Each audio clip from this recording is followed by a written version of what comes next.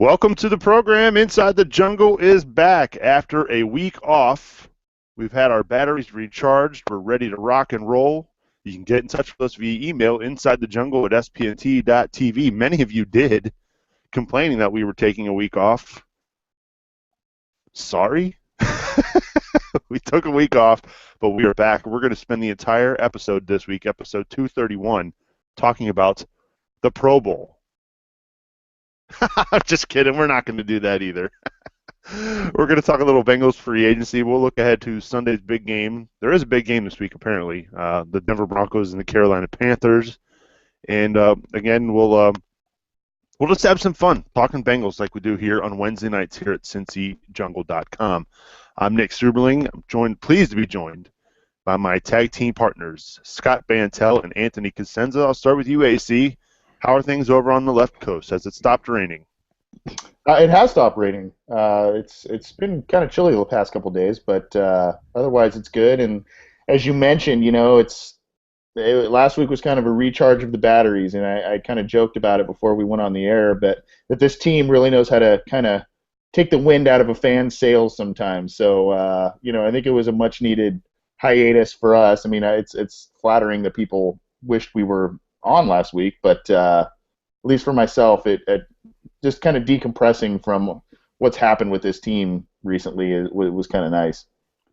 It kind of was refreshing to take a step away, a week away from this team that has gotten our hopes up and down so often over the last 5 years that it's like you've been on a roller coaster this entire time.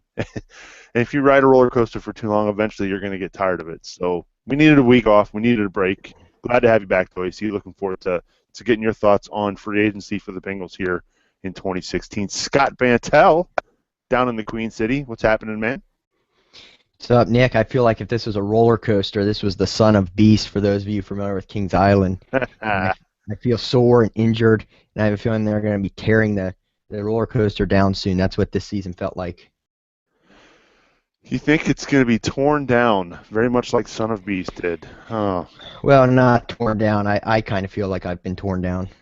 I can see the metaphor. I can appreciate the metaphor, Scott. Yeah, it may not be spot on, but I'm not on my game tonight. I'm still kind of reeling from that season. Anytime you can get a Son of Beast mention on an Inside the Jungle podcast, you've. Yeah, I think that's the first. We should probably see if Kings Island wants to sponsor us now. Oh man, that would be. Let's do our live show there this summer. Sure. From the line of the beast. Underneath the Eiffel Tower. Oh well, there's a whole different meaning. If we can go, let's not even go there. All right, let's talk Bengals free agency, shall we?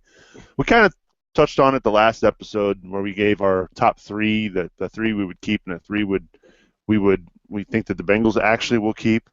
Let's go over that list again. Leon Hall, Andre Smith, Reggie Nelson, Vincent Ray, Adam Jones, Emmanuel Lemur, Wallace Gilberry, Mohamed Sanu, George Aloka, Eric Winston, Brandon Thompson, Marvin Jones, Brandon Tate, Pat Sims, and T.J. Johnson are all your free agents here in this offseason in 2016, guys. So, Anthony, I'll start with you. Out of that list, what really stands out to you, and what's the most pressing need, if any, for any of these guys for the Bengals? The wide receivers really stick out to me. I think on last episode I said, signing both Marvin Jones and Mohamed Sanu is big, just because that receiver group has been so productive, especially when everyone's been there and was healthy. So kind of keeping the gang back together, so to speak, and having that rapport that's already been built up between Dalton and these receivers, I think is kind of a pretty crucial thing.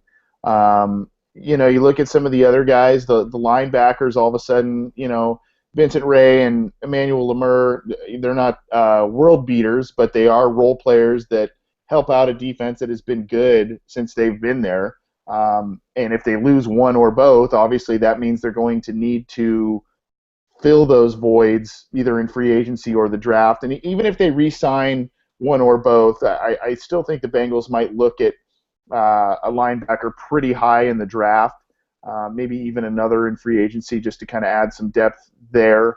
That always seems to be a position that needs depth, needs athleticism on this team.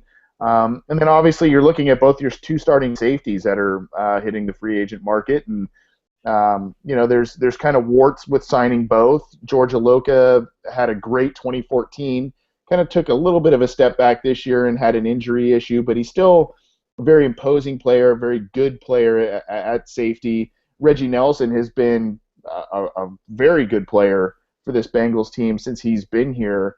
But now he's getting up in age, and as he's up in age, he's coming off his best season, a Pro Bowl season for him. So he might cost a little more money than what the Bengals might be willing to spend there. So I mean, there's some other guys there. Andre Smith is another big name in there, but I think we saw them take two tackles high in last year's draft, so that might kind of be a little bit of the writing on the wall there.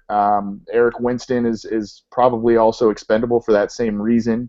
And then there's also your favorite guy, Nick Tate, that is floating out there too. But I think they're going to try and re-sign a bulk of these guys. And what's good is they're familiar with them. And some of these guys, like a Gilberry, a Hall, even Adam Jones, because of their age and some other issues in their history, might be a little bit cheaper and easier to retain than some of the other guys that are on the list.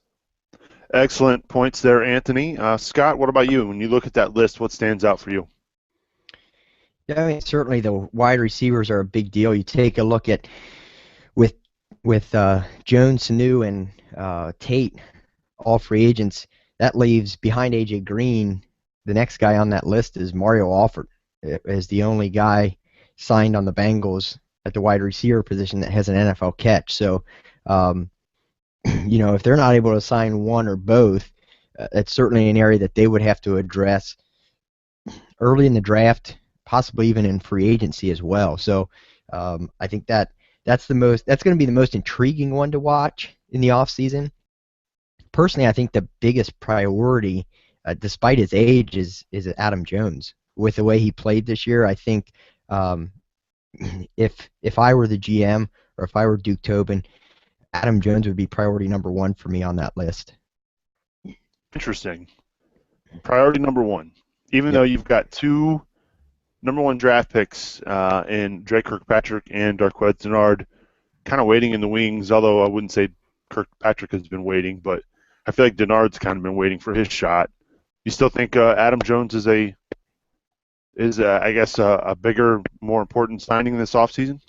Absolutely, and for two reasons. One is in today's game, with the way the passing is, you've got to have three good cornerbacks. Because almost all the time you're going to have three cornerbacks on the field. So all three of those guys can be on the field at the same time.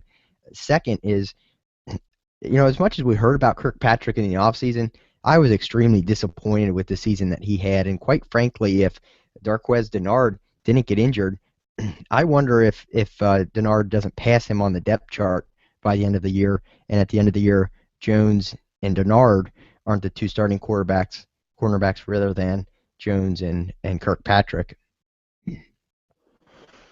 Interesting. Anthony, I guess the reason why I would not be surprised to see Adam Jones re-signed in Cincinnati is because Marvin Lewis has a propensity for coveting and drafting those cornerbacks in the first round. You're saying you would be surprised if he comes back? Is that what you're saying? I think I would be. I think the same thing happened with Terrence Newman a year ago. I would too for that same reason, but I just think the Bengals, especially in recent years, love to stick with the devils that they know rather than the unknowns and the rookies. I mean, we've talked at length on this show and on the website about how Marvin Lewis tends to favor the veterans, especially guys that are going to be in starting roles. He tends to favor the veterans over rookies, and sometimes, obviously, there's outliers and there's different examples of other young players getting extensive time, but a number of their star players now, you look at their careers and kind of how they started off, they were kind of rotational guys that finally had to kind of bide their time and then become starters. So Marvin Lewis likes corners. He likes productive guys. He likes taking them high in the draft, as given his track record as head coach of this team. Um, I I don't know what to expect really at that position this coming year, because you've got two free agents that this coaching staff loves, for better or for worse, and Adam Jones and Leon Hall. But Leon Hall's a guy that's getting up there in age, has had a torn Achilles on both legs, and is really on the down slope of his career. He's kind of going to be a low end on the positional group, on that depth chart. So. I don't know. It's kind of an interesting year. You still got to see if Kirkpatrick is a viable starter going forward. You got to see if Darquez Dennard, as Scott mentioned, is a guy that you can count on as a starter. Or do you stick with those because of those unknowns? Do you re-sign those guys maybe a little cheaper on a 1 to 2 year deal, kind of have them be a rental type of situation until these younger guys get a little more of their feet under them? So Scott is thinking that Adam Jones is his biggest priority for the offseason, Anthony. So if you had to balance the two, you've still got a guy in Reggie Nelson who's 32. He's a free agent, just had his best year in the pros. I mean, hard to argue with what he did here in 2015. If you had to weigh the importance of either player, who gets the nod? Is it Jones or is it Nelson? That's a difficult question. I mean, for me personally, I mean, I know this isn't what you asked me, but for me personally, the prize of that group is Marvin Jones, and I think, aside from what I said about those receivers playing so well when they've been together in that group, where especially when Jones is healthy, he can take a little bit of attention off of AJ Green.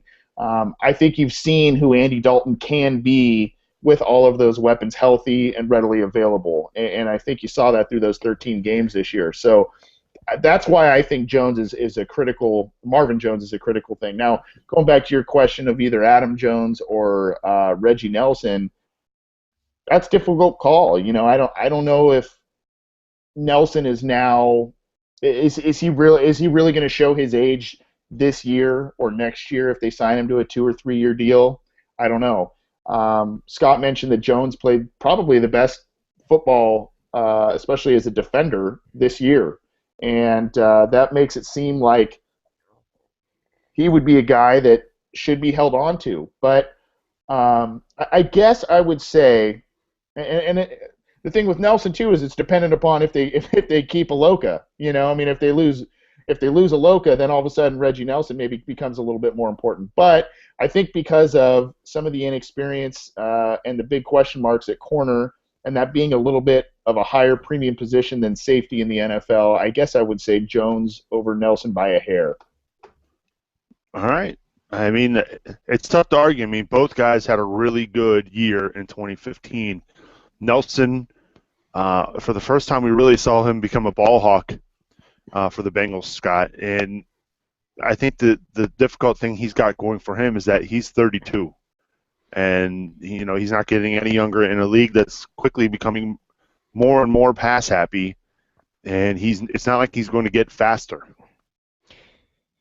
Yeah, and I wonder what the approach will be for the Bengals with him, because, like you said, he did have his best season as far as interceptions go, but like you said, he's 32. How much does he have left in the tank, and what kind of play does he get in the free agency market? I think he's going to be one where the Bengals will kind of let them see where the market goes with him. I don't think they're going to jump on him early. I think they'll see, is he getting any offers? Is he getting many looks? If not, I think they'd be happy to have him back for a short-term deal, 1, maybe 2 year deal, incentive laden. I think they would take him back given the right situation. But we got to see Sean Williams for the first time this year, and quite frankly, he looked pretty good. So it makes you wonder, what will they do with Nelson and or Iloka? Perhaps they let one, or maybe both of them walk. I'd be surprised if they let both walk, but it's a possibility. The thing they have to guard against is that secondary is one of their strengths, and you take a look at what they could potentially lose in Adam Jones, Leon Hall, Nelson, and Iloka. That's a starting cornerback, 2 starting safeties, and the guy that was your nickel corner for a lot of the year. That would be That would be a big blow to that secondary. You'd have a very young and inexperienced secondary all of a sudden. All right, Scott. So who becomes the next Chris Crocker of the Cincinnati Bengals? Could it Leon be Reggie Hall. Nelson or Leon Hall? Leon Hall, because Reggie Nelson, I think, will find work somewhere. Leon Hall, I'm not sure he does. I think he's one where I could see the Bengals bringing him back on a very friendly deal. Very very low salary, very incentive laden. With the thought that he's maybe your third cornerback or can compete for that nickel spot, but most likely your fourth cornerback, more so for depth and experience than anything else. So if the Bengals don't sign him, I don't see anyone else signing him. I see him kind of being their safety blanket. What about you, AC?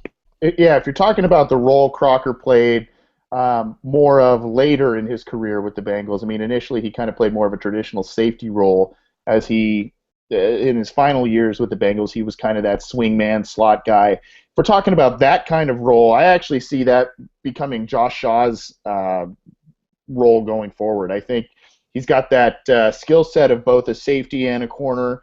He's got some good speed, can tackle well, and I think he flashed in the very limited time that he played as a rookie. But I see kind of the slot role going forward going to Josh Shaw. I feel that that's kind of what they envisioned when they took him in the draft. I don't know that he'll ever be a starting player, quote unquote. But I think as the years go on, Lord willing that he stays healthy and continues to progress and shows that he is an able NFL player, I think he's going to be out there a lot as kind of that slot cover guy.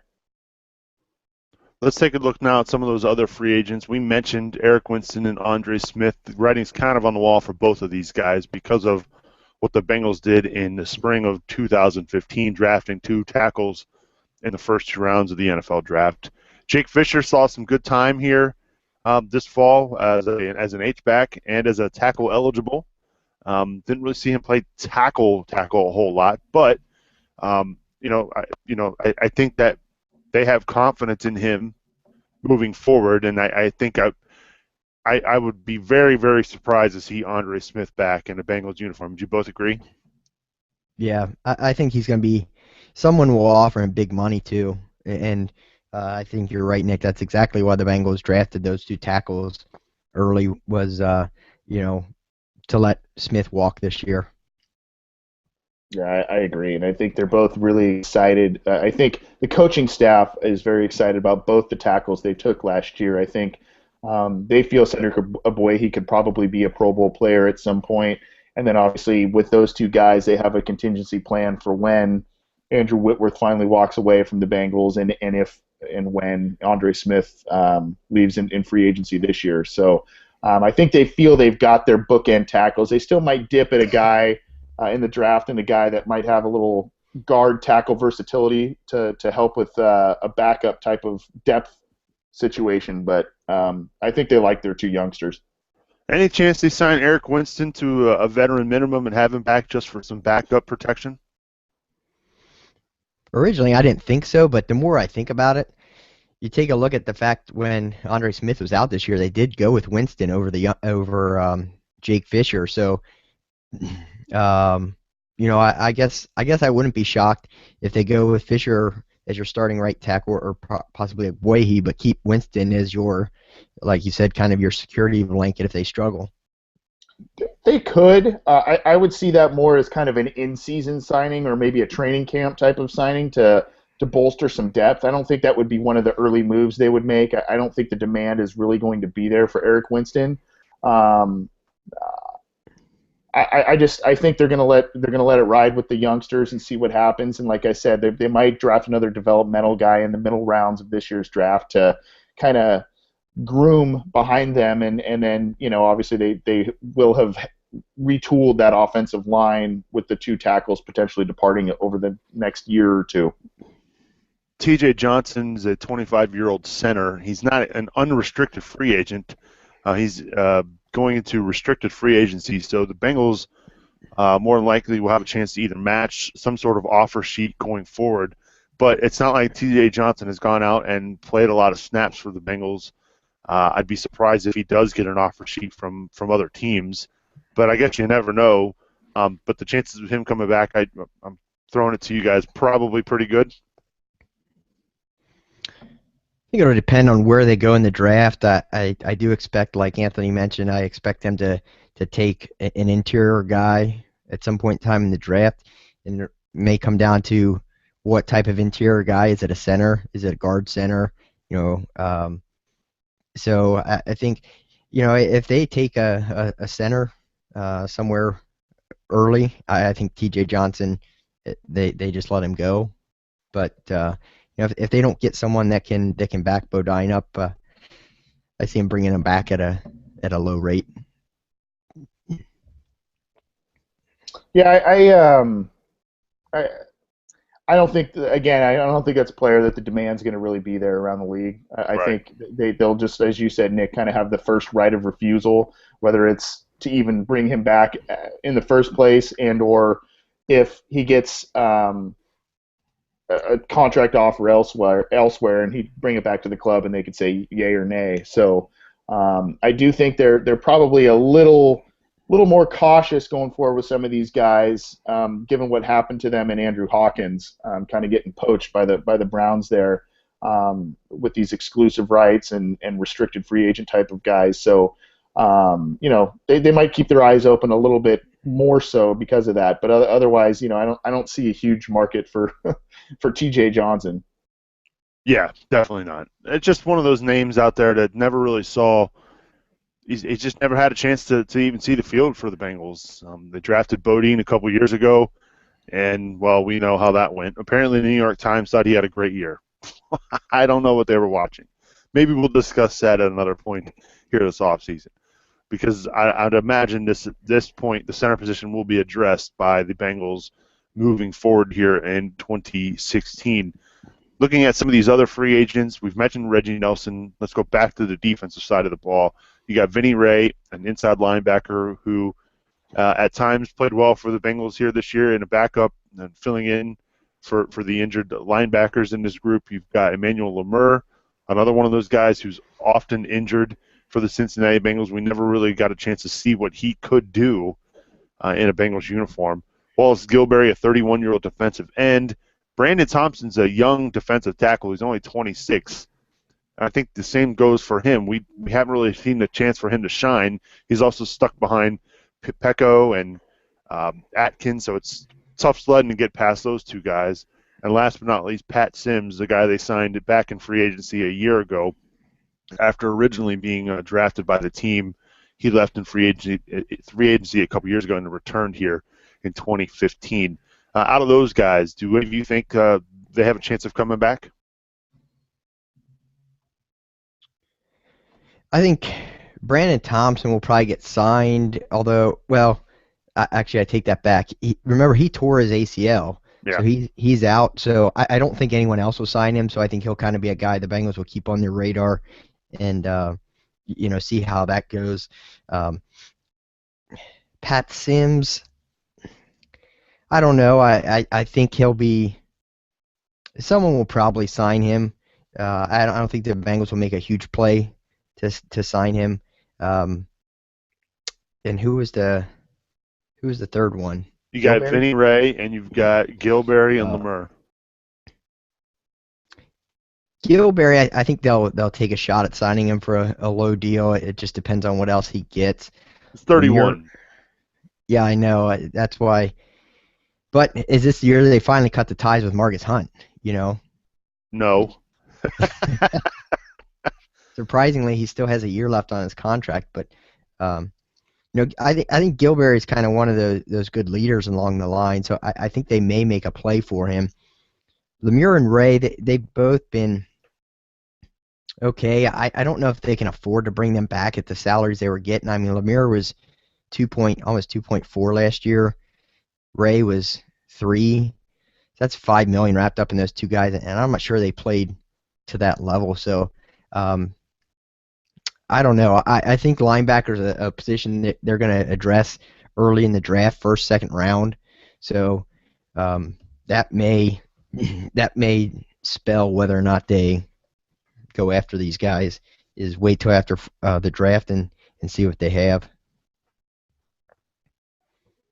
AC's rubbing his eyes. He must be deep in thought over there. I am. I am. Talking about these players, and it's not because they have such a high impact on. These are rotational guys. These are backup players that are spot starters, things like that. But the team facing losing these players is kind of why I've always said that 2015 was a big year for this team in their championship window staying open. I think these are guys that they relied on to, if when Vontez Burfict was out, still healing his microfracture surgery.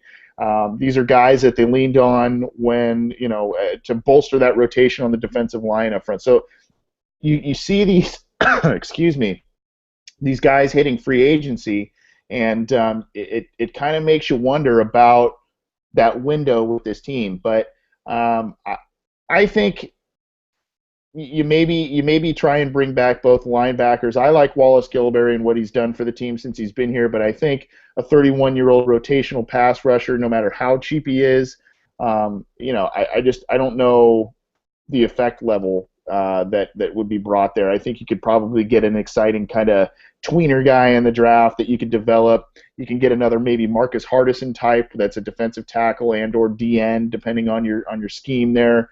I think there's guys you can develop that might be able to have the same kind of impact as Wallace Gilberry, and I like him. And I like what he's done for this team, and I think he's had a nice career renaissance with the Bengals. But sometimes it's time for the Bengals to kind of let some of these guys maybe see the door and start drafting immediate impact guys that they can plug in right away that might have, though the roll of the dice is a bit riskier than relying on a veteran, what you're going to get there. I think if you draft properly, get these immediate impact players, you could have a significant upside there that could really help the team. And then, there's going to be guys like that if there are injuries that you suffer in the season. Some of these older guys that are waiting out there. I think actually that's how Gilberry was initially brought in. I think there was an injury on the defensive line, and they brought him in a couple weeks into the season. I think it was Jamal Anderson or something, if I remember correctly. But there's situations like that where these guys that are kind of known commodities might still be available as the season starts or in training camp once unfortunate injuries start to happen. So they could rely on those guys in that respect.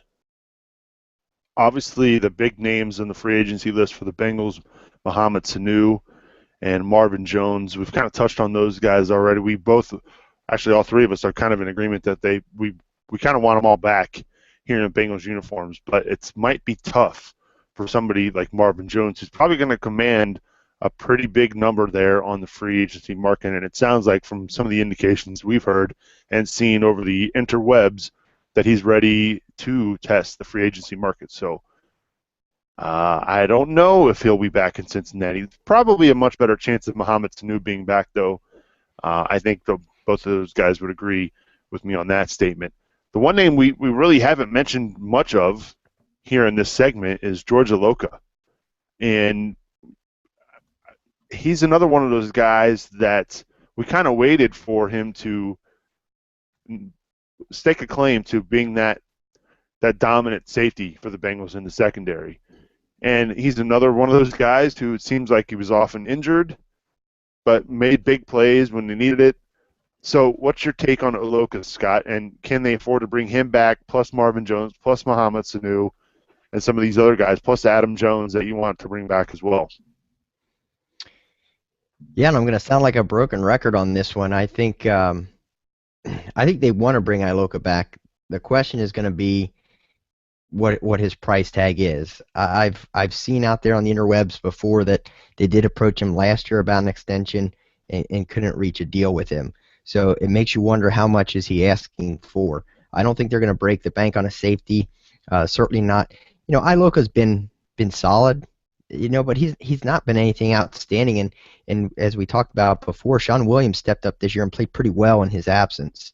So, I think if they want to go the route and sign Nelson for a short-term 1 to 2 year deal while they develop that was his name, Deron Smith, they drafted last year, and have Williams step in and I love his role like he did this year. Um, I think they'll do that. This isn't a team that spends big money on the safety position. I don't think a lot of teams in general spend big money on the safety position. So, if he's wanting 4, 5, 6 million in that range, I got a feeling that they'll let him walk for those numbers, um, and go with Williams. Your thoughts on Aloka, Anthony? I think he's one of their highest priorities, and one of the things that we're not talking about here is the franchise tag issue. That's a good point. Yeah. I mean, there's two major guys that I mean, Andre Smith is obviously their other big name on that list, but really their top two targets would be Marvin Jones and George Aloka. Now I'm looking at the franchise tag projections for 2016, and it looks as if safety is at $9.6 million basically, and wide receiver is at almost $13 million. So obviously there's a pretty big disparity there, and that might be what the Bengals use as a short-term solution. Now, you also asked the question, Nick, about what the Bengals could afford and what they could do. They have about 30+ million in cap space. I think it's about 30.2 million or something like that in overall cap space projected for this year. So I think they could make a number of moves, especially if they don't re-sign one of the more expensive guys like an Andre Smith. I think they could definitely hang on to their top two guys, maybe even add in a Nelson and Adam Jones, a couple of those other guys in there, and then even still make a couple of outside moves for role players or a starter that if they wanted to do that as well. I don't see the reason why they can't. Now, I am going to ease up on them a little bit more this year, I think, than in years past about their activity in outside free agency, because they've got a couple of pricey guys that I know they want to keep of their own. But free agency is a tool that teams need to use, and they need to use it wisely, but they need to use it to supplement their roster and make sure they come up with the best kind of possible combination to form a team between the draft and free agency. So to answer that question, I think they have more than enough space to do a lot of moves there. And talking about the safeties, we've talked about them missing the two safeties, Nelson and Aloka. If they end up losing one or both, I mean, there's kind of the same thing going on there that they did with the offensive tackles over the past few years. You saw them draft Sean Williams. You saw them draft Deron Smith last year. They drafted Josh Shaw, who's kind of a swing guy. So they do have a little bit of leeway there if they lose one or both of those guys. But I think both of those guys have been playing very good football for them basically the past 2 years. If you're talking about Aloka, Nelson's been playing great since he's got here. But there is still a little bit of a contingency plan there too. Scott, you're very adamant. You don't think that George Aloka will be franchised this offseason? There's no way they pay that guy $10 million. And I'm a little bit concerned about AC's math skills here with the salary cap, saying that franchising him could be a possibility. When you throw in the draft picks, if you would franchise him between draft picks and that franchise tag, you're talking about eating up half that $30 million right there in George Aloka and draft picks. So I don't see them using the franchise tag on anyone. I don't see for what the franchise tag costs. I just don't see how it works. Maybe the only one I could see maybe would be Marvin Jones, and it would be more as a defensive mechanism than anything else. As a way of keeping him away from particularly the Browns, maybe. Because if they would sign him, I think they get 2 first-round picks if you franchise tag a guy and someone else signs him. Certainly, I'd be surprised if they would keep the franchise tag and actually pay him $13 million as opposed to working on a long-term deal to lower that number. But I could see them using it on Jones just as a defensive technique. Well, that's kind of what I was saying with Aloka too. I mean, obviously, I don't think they in their their ideal situation is to pay George Iloka almost $10 million for 1 year. I don't think that's what they want, but it's kind of the same mindset, in my opinion, that you were talking about with Jones. It's kind of a defense play so that they ensure that they basically hang on to that guy, could work out a long-term deal to obviously lessen that cap hit and continue to make moves in free agency. I was saying that as an option because obviously that's basically about $3 million less of a cap hit if you were to go the safety route than Marvin Jones in the wide receiver route. But I don't think they like using the franchise tag. I think they would probably want to work out long-term deals that are more team-friendly, obviously, for those two guys. But it is kind of a last-ditch resort if they're unable to work a deal out with one of those guys and they really want to keep them. I will say, reading that article about Marvin Jones on, I can't remember where, I don't know if it was on ESPN. Either way, it made it sound like he is going to be looking for big money, which makes me think that there's probably a slim chance that he's back. He talked about being excited, not taking a hometown discount. So in looking at the wide receiver class in free agency, he's probably going to be the top wide receiver out there, and so he'll probably get offered some deal that the Bengals will probably smartly not match. But what is that really based on? I mean, I don't know if we've seen the full potential of Marvin Jones, and that's saying we're talking about a guy who had 10 touchdown catches 2 years ago, missed all of the season in 2014, bounced back in 2015 with a pretty solid year. I guess I expected more from Marvin Jones in his time here in Cincinnati.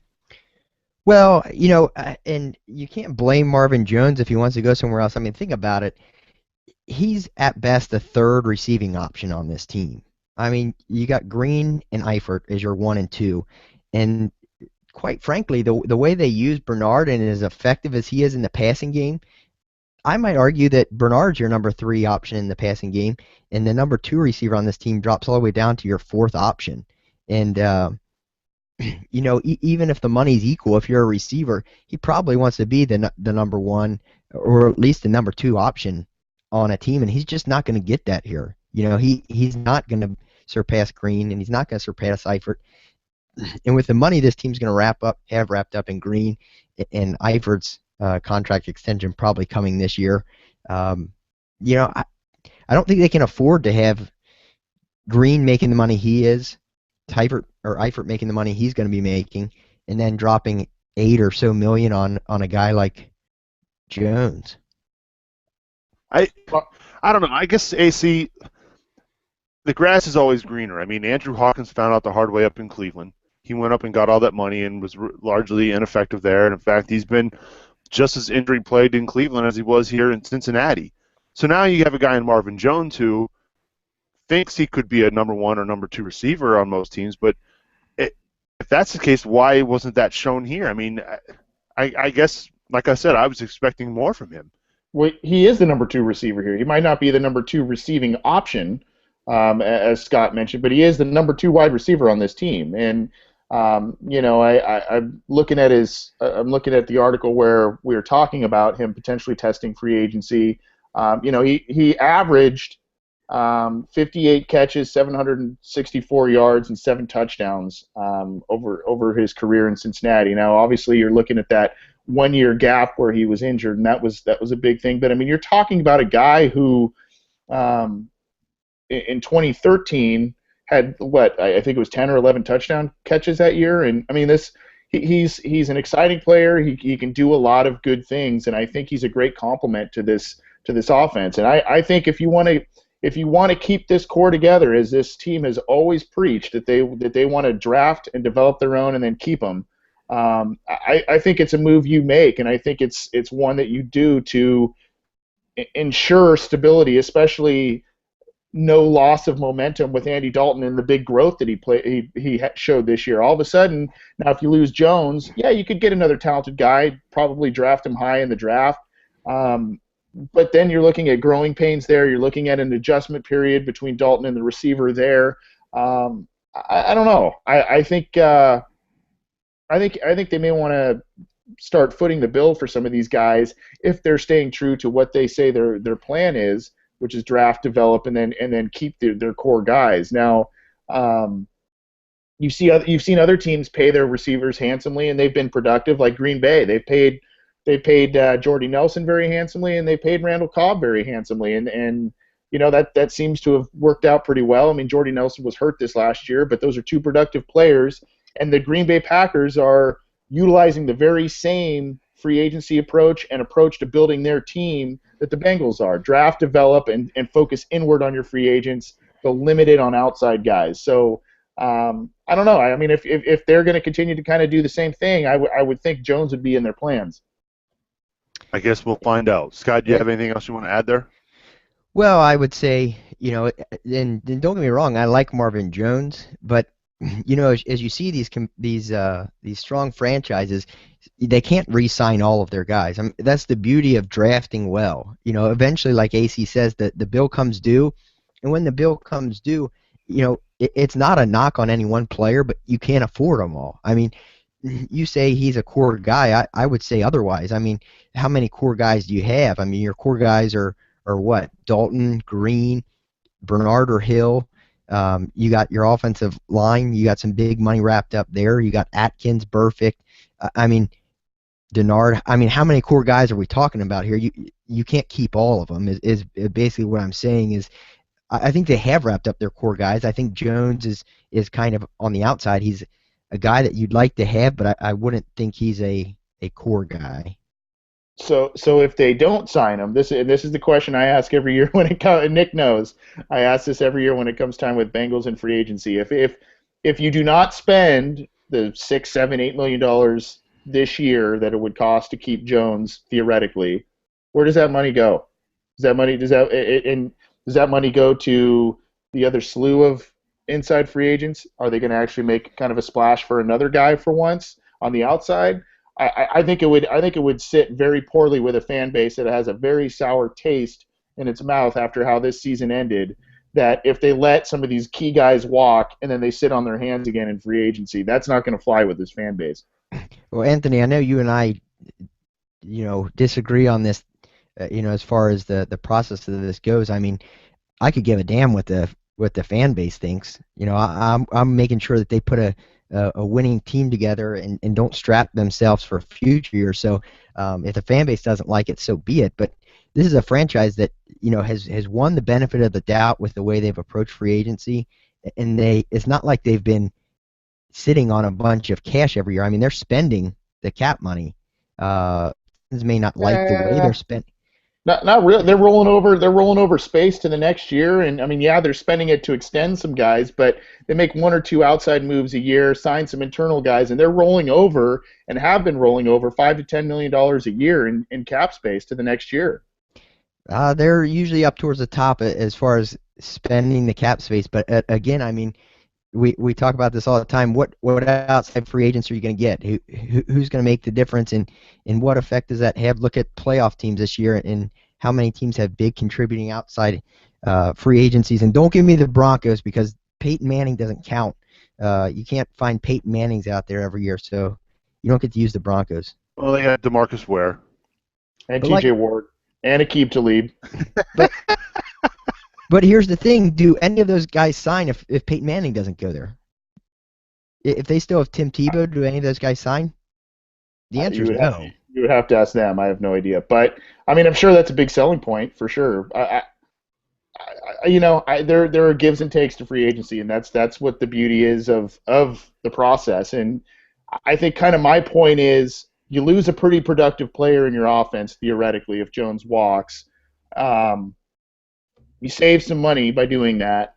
Then where do you go? Do you go in the draft and draft a guy high and kind of roll the dice that way?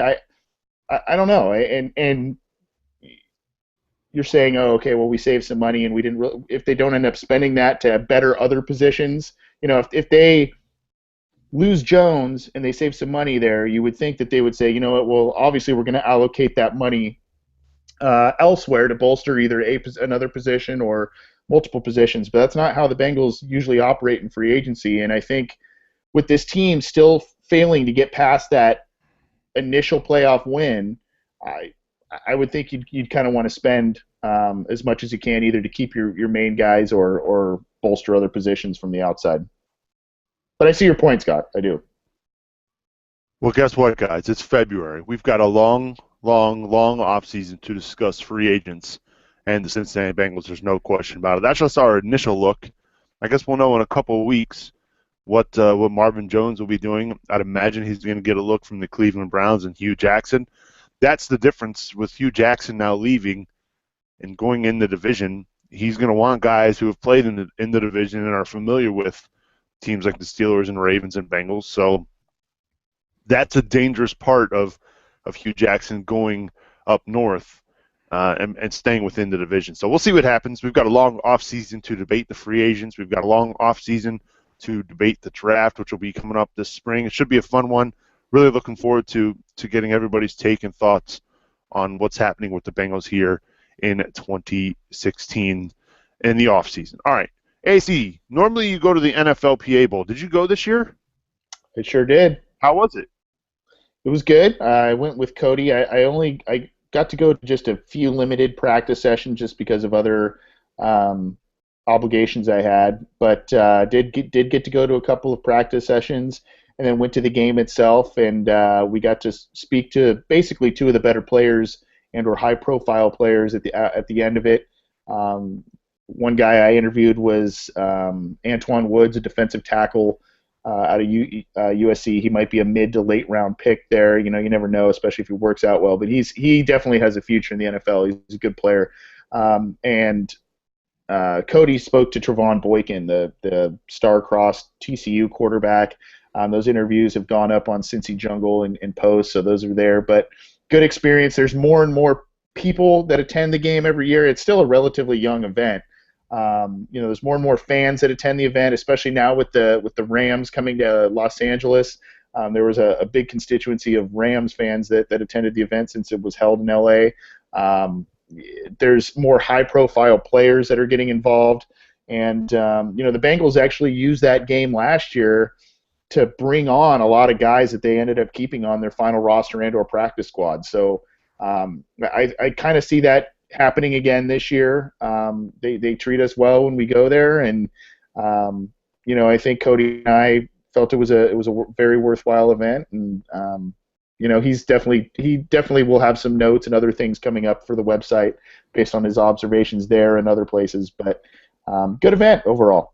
If I'm not mistaken, I think my boy Matt Johnson from Bowling Green played in that game, didn't he? Yes. Was he the quarterback? Yeah. Yeah, and I actually came away very impressed with the Bowling Green running back. I think his name is Travis Green. Yep. I was very impressed. He probably will be a late pick or maybe an undrafted guy, but I see a lot of he reminded me a lot of Bernard Scott. He could catch the ball a little bit. He's got good speed, good shiftiness. He's not a big guy. He's about 5'11", 205 pounds or something. And he's not a huge guy, but very shifty. He made a lot of linebackers miss in space and ran the ball well throughout the game too. So overall, that was another guy that I was really impressed with. Reminded you of Bernard Scott. Did he get injured then in the game? He did not. He did not. Oh, that's funny, Scott. Oh, good old Bernard Scott. What a great, oh man, memories of that guy. Well, good stuff, AC. We'll be checking stuff out on CincyJungle.com and read up on the NFLPA Bowl. I know you and Cody always have a blast out there, and I'd completely forgotten that you guys have been out there since we've had that week off. So glad to get your take on that, and looking forward to your write-up. Yeah, it was like the week after the Bengals playoff loss, so it was just kind of like, ugh. Yeah. You're just trying to get that taste of football out of your mouth. I know. But yeah, it was a good event, and it's nice. They treat you well this time? They treat us well every time, and they make sure to coordinate interviews and everything, and they, like I said, they treat us well. We're credentialed press members there, so it's a pretty cool deal. That's awesome. Nice stuff. Nice work, AC. All right, it's time to wrap things up here on episode 231 of the podcast. Before we do that, got to get your Super Bowl predictions. So, Scott, who's going to win on Sunday night? I have the Broncos. I know that's not the popular pick. I don't have a whole lot of reasons why I'm picking the Broncos. I think the defense will give Carolina trouble. I think Peyton will play well enough um, to beat the Panthers, and so I'm going to go against the grain and take Manning and the Broncos. All right. Scott's going with the Broncos. What about you, Anthony? I'm putting on my tinfoil hat and queuing up the X-Files music, and I'm going to continue on this NFL conspiracy theory type of thing. I'm going to agree with Scott. I think the NFL wants to see Peyton Manning right off into the sunset. Of course, Peyton Manning winning Super Bowl 50, the big golden anniversary of the game, would just mean a lot. I mean, it's kind of surprising that Manning came back and led his team to the Super Bowl anyway. It's kind of an improbable storyline. So I actually think they barely pulled it off, and I have a lot of respect for Carolina and that team. I think they're very good, but I think the NFL wants to see Peyton Manning win. Well, So that's kind of, I don't know. That's kind of what I'm thinking. I think that you're both wrong. Let me just say this: I will not be watching the game. I don't care about this game since my Bengals are not in it. I have not watched a minute of football since the Bengals have been eliminated. But I will say this: I think the Panthers win big. It'll be just like 2 years ago when the Seattle Seahawks just stormed the Broncos early on in that game. I think the Panthers' defense is legit. They're the real deal. And Cam Newton, man, on big stages, that guy always seems to get it done. National championship with Auburn, and now he's here. So I'm going to go Panthers, and I think they win big by multiple touchdowns over the Denver Broncos. Those are our thoughts on the Super Bowl. Yay, Super Bowl 50. Is it 2016 yet? I want that season to start. I don't even want to watch this game. I don't even want to watch the commercials. I'm so sick of this media circus. I'm so angry that the Bengals aren't there. I thought they really had a good shot, and oh well, as we always seem to say right around this time of year, maybe next year, Bengals fans. All right, Scott, give us some shout-outs for this week. Well, I'm gonna go directly to the chat room. We have like 3 people in the chat room, so if you I bear made with it one. if you bear with me, they're gonna all get shout outs. We're gonna get Colin Davey, Neil Townsend, Dan Beck, Chase Sally, I hope I pronounced that right, Larry Rolson, Anthony Cosenza, and Nick Seuberling. All get shout outs from me. Nice. Yeah, appreciate everybody who tuned in live tonight. I know we took a week off, but yeah, it was good to see a few of you diehards in here tonight chatting about the Bengals. Good shout out, Scott. What about you, Anthony? I've got a couple, and they're a little unorthodox. I'm going to shout out a friend of, it's actually one of my wife's best friends, and she's a great friend to us. And if you're into health, wellness, eating healthy, any of that stuff, her accounts on social media are at Be Well by Kelly. And her name is Kelly Levesque, and she spoke at a thing today I went to. She did a great job. Good friend, and actually she does a lot of stuff with a lot of Hollywood actors and stuff like Jessica Alba and Evan Peters and things like that. So she's kind of a health and wellness coach. Check her out. She's got a book coming out too, so I kind of want to promote her. I also wanted to shout out, believe it or not, Blake Bortles. Was out to dinner last night in San Juan Capistrano, California, and if you don't know where that is, that's very southern Orange County. And I was at this barbecue restaurant last night with my wife and a friend of mine, and this guy walks in and he's wearing a funny shirt. And as he walked by, I'm like, dude, that's a great shirt. And as he kept kind of walking by our table, I'm like, dude, that guy looks a lot like Blake Bortles. And as he sat down and he was with his friends, we're like, dude, that's totally Blake Bortles. And so when he left, I was like, good luck next year, Blake. And he like kind of gave me a nod. I don't know why he was in San Juan Capistrano. I know he's going up to the Super Bowl, but it was pretty unique sitting right next to Blake Bortles for a very random dinner. But anyway, those are my 2 shout-outs. When you said the word Capistrano, all I could think of is I know, Dumb and Dumber. The salmon Bang. the So the salmon of women Capistrano. instinctively flock like the salmon of Capistrano. By the way, it's the swallows of Capistrano. That's where that joke gets its legs there. But Yeah. Anyways, kind of funny. Good stuff. AC's running with fame. I like it. Good Yeah, stuff right there. rubbing elbows with the stars, right? Yeah. Rubbing elbows with the college pros. I'm calling them college pros because they're now pros. Now Blake Bortles, I mean, hey, you're big time out there on the West Coast. Yeah. I just want to one up you guys and big league you anytime I can, you know. Good stuff, Anthony. Appreciate it. I'm going to give a couple shout outs to our newest patrons on our Patreon campaign. Neil Townsend, who's in the house tonight. Neil's one of our new contributors to our campaign. Thank you, Neil. Appreciate that. Miles Hosey and Jonathan Oakes. Jonathan Oakes is the host of the Trivial Warfare podcast, a trivia podcast, which I have actually been on quite a few times. I do not fare favorably on these episodes of Trivial Warfare, but I do enjoy my I don't know, my shot at trivia glory on his podcast. Check it out over at trivialwarfare.com. Jonathan is a good podcasting friend of mine. I met him last year at Podcast Movement in Fort Worth, Texas, and looking forward to hanging out with him again at Podcast Movement this summer in July in Chicago. It should be a good time. So thank you, Jonathan. Thank you, Miles. And thank you, Neil, for your most recent contributions to our Patreon campaign. If you want to support our show, you can over at spnt.tv/Patreon. Anything that you can do to help us would go a long way in making the show successful. We thank everybody and thank you for contributing and supporting this show each and every month at patreon.com. As always, we record the show live every Wednesday night at 10, not at 10 o'clock, at 9 o'clock Eastern, right here at cincyjungle.com. If you can't make the live show, you can always download our audio on demand over at cincyjungle.com. We're on iTunes. We have our own Inside the Jungle app, which you can find in both the iOS and Android app stores. I'm going to make an announcement about the show now.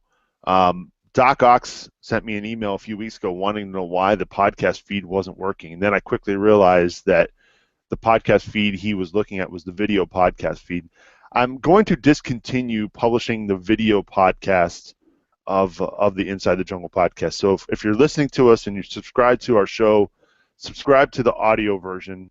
The video, it just requires a lot more time to publish each and every week, and it's a lot more costly to do that. So in order to kind of keep costs down here in 2016, I'm going to discontinue the video podcast. We didn't have a whole ton of people downloading that version or that format, so we'll stick to audio here in 2015. But you can always find our show on YouTube through cincyjungle.com if you want to actually watch us. I'll make sure to leave the video feed and the videos back to public so you can watch shows if you care to see us. Because some people do say that they would prefer to watch us speak rather than to listen to us audio. So Yeah, thanks for taking away all of our female audience, Nick. oh, well, I'm sorry, Scott. I don't know what to say. Those were the only people that were watching for the video. All right, I think it's time to get out of here. Final words here on episode 231, Scott Bantel.